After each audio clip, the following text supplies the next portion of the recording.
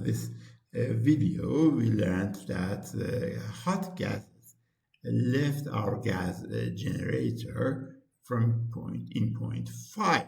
You see point 5 is here, or it's here in the cycle. And these were hot gases with higher pressure. This pressure had velocity inside it. The temperature had velocity inside it. In fact, these were total values that we used throughout our gas generator. And now in the exhaust system, what we do, we just bring velocity out of these total values. And that's the technique that I am teaching you here and now. And the story is very simple. This flow expands to the exit velocity. Now, we know the velocity pressure here to be 227.2 kilopascal. We know the exit pressure to be 32 kilopascal. That's the ambient pressure in that altitude. And therefore, this flow expands from this pressure to 32 kilopascals. And the technique to calculate this expansion is what I'm gonna teach you just now. You see, what we write is that this expansion brings about some temperature difference. How does it do that? It does it because the process between 5 and 6 is an isentropic process, or at least that's what we assume it to be for the time being. And therefore, T6 equals T5 times P6 over P5 to the power gamma minus 1 over gamma. So what we're telling is that our pressure was P5. It is expanded to pressure P6, and therefore our temperature, which was T5, would reduce to T6. And this would equal T5, which is 846.1, 846.1, and times P6, which is 32, and P5, which is 227.2, and since it's an isentropic process with gamma 1.333, therefore the power here would be 0.25, and T6 would be 518.33 Kelvin. In fact, what this equation is telling us, this result is telling us, is that expanding from 0.5 to 0.6 between the pressure at 0.5 and the pressure at 0.6 would result in a reduction in temperature, and the temperature would be 518.33 at 0.6 as compared to 846.1 at 0.5. And this change in temperature, the first law tells us that it is transferred to velocity, and therefore T5 equals T6 plus V6 squared over 2CP0. You see, the change in temperature between 0.5 and 6, 0.6 has smaller temperature, but at the same time, it has some velocity. So, from this equation, V6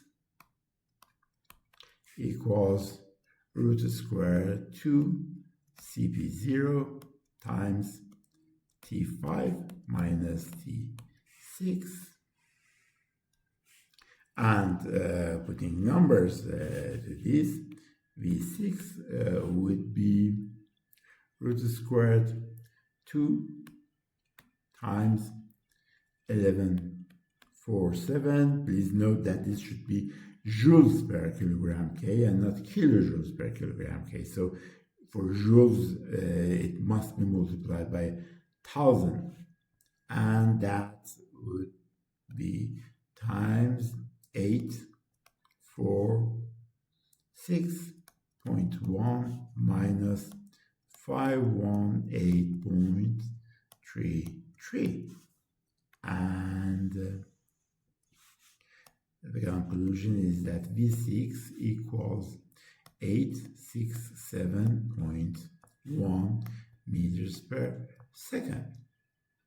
How fast is this velocity? How do we judge this velocity? How fast it is? Now, to know how fast it is, the measure to know it is the Mach number and the speed of sound. In the compressible flow part of thermodynamics, it is taught that the speed of sound at any temperature is A equals root squared gamma RT, and therefore for 0.6, A6 equals root squared gamma RT6. And putting numbers to this would equal 1.33 times 287 and times its temperature, which is 518.33, and the speed of sound at the nozzle exit, which is at this point. At this point, the speed of sound is 445.3 meters per second.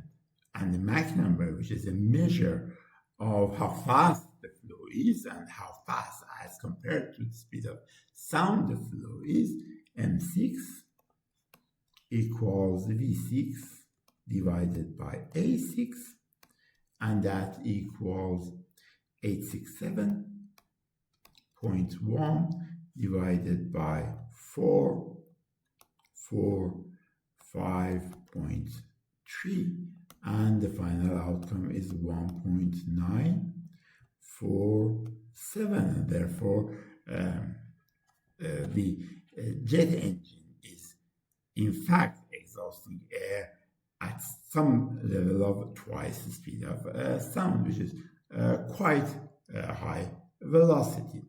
This is how it is. Now, how fast the airplane is flying? If the air is just going out of or the combustion gases are going out of the engine at twice the speed of sound, almost, how fast is our airplane flying? And we could just repeat these calculations for the airplane, and that's how I do it now. This is the question. Is the airplane flying sub or supersonic? And the way to know it is to calculate the speed of sound, but at ambient conditions.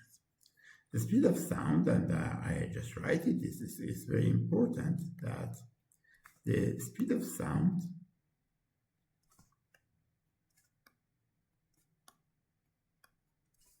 at ambient condition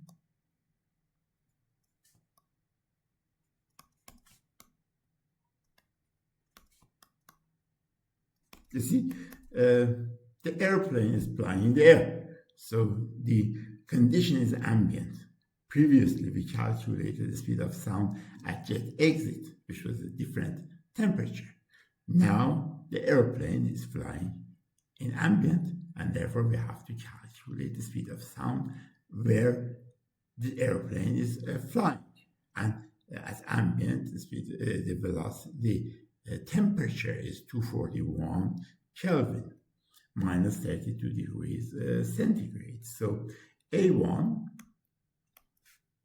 would equal 1.4, since it's air and it's not combustion gases, times 287 and times 241. the outcome for A1 is A1 equals 311.2 meters per second. Now, the airplane is flying at 280 meters per second, and therefore M1 would equal 280 divided by 311.2, and that is 0.9, which is quite a common Mach number for many subsonic flying airplane, many commercial airplanes flying at speeds just around this one, between 0.85 and 0.9. So this is not an uncommon value for many airplanes. Now, two things the problem has asked us that we haven't yet calculated. One is propulsive power, and W dot, propulsive power, equals M dot times V at exit minus V at inlet times V airplane.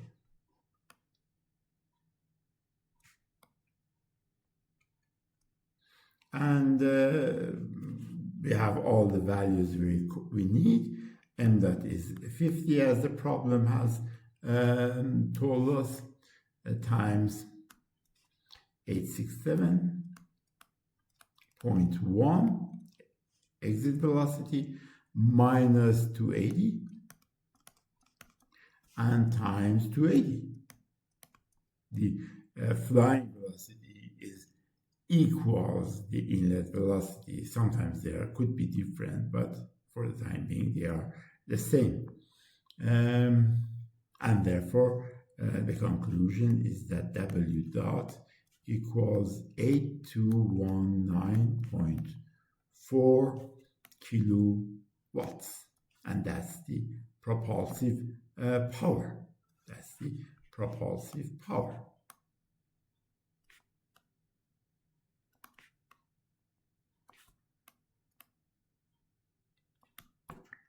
Now, the second thing that the problem has asked us is what's the fuel mass flow rate? And that's also easy to calculate. You see, Q dot equals the total heat required is M dot times Q. What we calculated was Q and not Q dot. We calculated a Q, this one, and we have to multiply it by M dot to get the total heat required. And therefore, this equals 50 times 532.5, and that would be 26,625 kilojoules per second, or kilowatts. That's the heating power that we require. And M dot fuel and fuel mass flow rate, M dot fuel, equals the power we require, which is 26,625 kilojoules per second, and that divided by 42,700, and that is kilojoules per kilogram of fuel. Please note that this is kilogram of fuel. This 50 was kilogram of air. You see, this 50 was kilogram of air. But this is kilogram of fuel, which are different, and the outcome is 0.623 kilogram of fuel per second. That's the required fuel. Well, thanks very much for watching, and cheers.